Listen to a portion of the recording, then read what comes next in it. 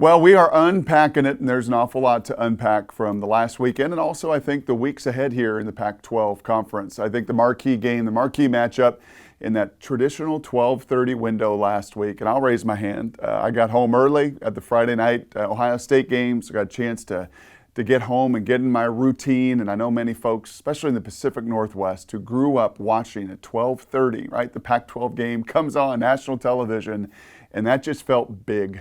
You know, I've said a bunch over the last few years. I've said it to Larry Scott at meetings that we've been at together, to the conference as athletic directors and head coaches when we've been together. This conference has got to find a way to feel big. The Big Ten feels big. The SEC feels big. How can the Pac-12 feel big?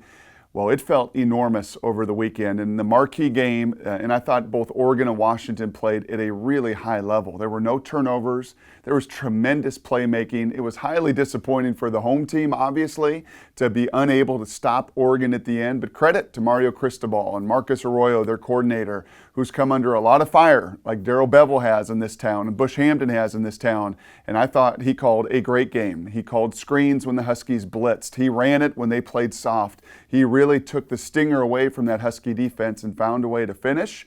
And for Washington, they made a bunch of plays. They just did not make enough of them, and especially in short yardage and in that red zone situation that's really cost them a bunch of games this year. But high-level game, felt big. Everything that this Pac-12, as you unpack it, needs to be moving forward. Utah, ASU, ugly. Rain, sleet, horrible weather. True freshmen got to face a fearsome front, and ASU had no answer. Utah and Oregon are the class of this conference. I think many of us predicted that before the season began. They're the most veteran. They got a clear identity, especially Utah with who they recruit to. Mario Cristobal has brought some poise and toughness to Eugene.